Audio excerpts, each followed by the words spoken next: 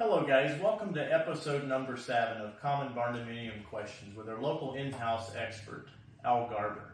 We're going to talk today about how to qualify a contractor.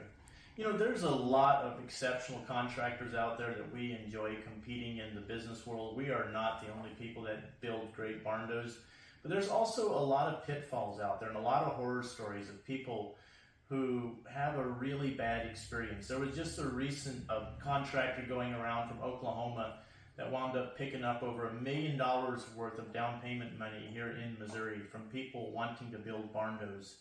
And you feel bad for those guys, but we don't want you making that mistake. So Al, how do you sniff out a rotten contractor if you're looking to build a barndo?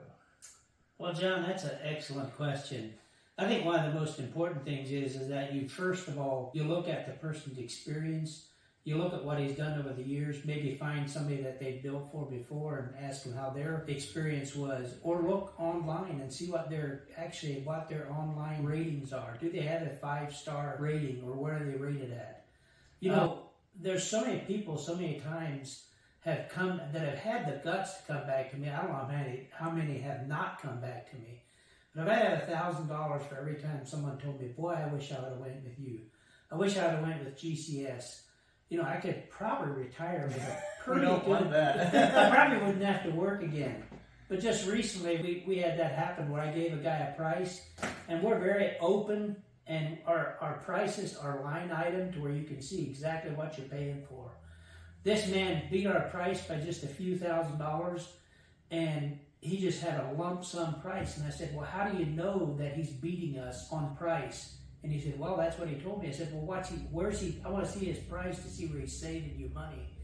Well, he didn't have it. He just had a lump sum. That just happened recently. Stay tuned to see how that one panned out, because I can tell you one thing. He's going to come back and he's going to have paid way more than what we would have charged him to build if he went with us. That's a common thing. Like, do they have a website? Do they have reviews? Is it someone that you have confidence in? This is a question to ask yourself. Do I have confidence that 10 years from now this guy's still going to be in business? And if my front door squeaks 3 years from now, do I actually think he's going to pick up the phone and come back and help me? Because that's where the rubber meets the road in contracting and those type of deals. Everyone's excited to be your friend when you're writing checks. But a good contractor will be enthusiastic about taking your call after you've wrote the final check. That's where the difference is. And a lot of these, what I would call maybe lower character contractors, will give you a bid and then they will do a whole bunch of change orders, and you will wind up spending more money than you would have if you'd have just hired someone like GCS to begin with. But it's a hard world. Everyone has a checking account balance. I'm all about saving money. My checking account has never lied to me in the past, and it probably never will. But at the end of the day, if you're not doing something that has quality and working with someone that you enjoy working with, it could potentially merge into an expensive adventure. What are some of the other things, Al, you see people running into when they're looking at hiring a contractor? Well, one of the other things that I see running into is you run into and you hire a contractor that is not experienced enough to handle the project that you have for him. Like, the project is way too big that he can handle. Just within the past year, I've several times, in fact, I'm working on one right now, where the contractor, the project was way bigger than he could handle, and he didn't know how to proceed with different facets of the project. Like, one thing is he used the wrong kind of siding. Another one was he used the wrong, he spray foamed everything. He spray foamed himself, and he got it all over the siding, all over everything. And they want us to come back and change that for them. It wasn't our building. It was someone wanting us to come out and fix what somebody else had built for them.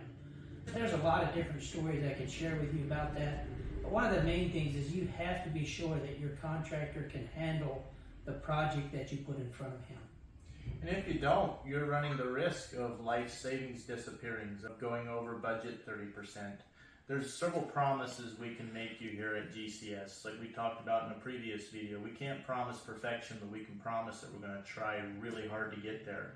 The second promise is we're going to be around 10 years from now, 5 years from now, to answer your phone call. But the third thing is we're going to give you honest pricing. You may not like it, but do you want us to lie to you? No one likes that either. We're going to give you honest pricing, upfront pricing, and it's going to bring you in on budget, and you're going to be a happy camper. So don't do it to yourself. Hire the best. Forget about the rest. Thank you for watching.